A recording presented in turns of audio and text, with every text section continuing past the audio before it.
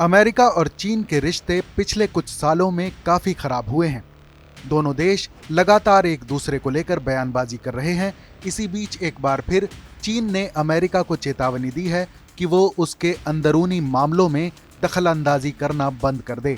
सोमवार को चीन ने अमेरिका से कहा कि वो सत्तारूढ़ चीन की कम्युनिस्ट पार्टी यानी सीपीसी को और उसके सिंगल पार्टी पॉलिटिकल सिस्टम को बदनाम करना बंद करे। साथ ही बीजिंग ने यह भी कहा है कि वॉशिंगटन ताइवान, तिब्बत, हांगकांग और शिनजियांग में अलगाववादी ताकतों का समर्थन करना भी बंद करे।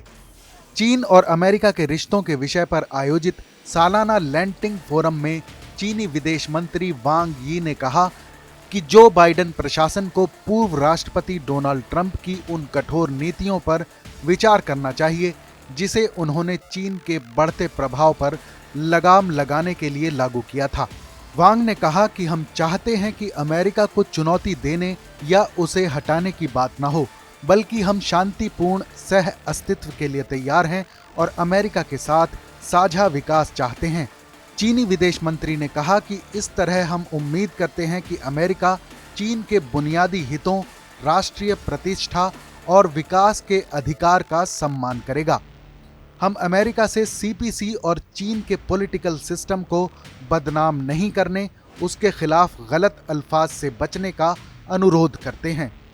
उन्होंने कहा, हम चाहते हैं कि अमेरिका ताइवान की आज़ादी की मांग करने वाली अलगाववादी ताकतों का समर्थन ना करे और हांगकांग, शिनजियांग और तिब्बत से ताल्लुक़ रखने वाले चीन के अंदरूनी मामलों में उसकी संप्रभुता और सुरक्षा को नुकसान पहुंचाना बंद करे।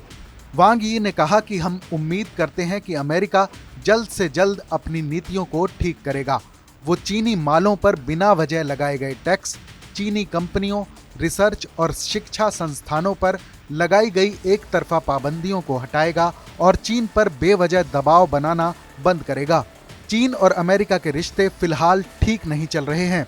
दोनों देशों के बीच कोरोना वायरस महामारी, दक्षिण चीन सागर में बढ़ती मिलिट्री एक्टिविटीज और ह्यूमन राइट्स समेत कई मुद्दों को लेकर टकराव चल रहा है।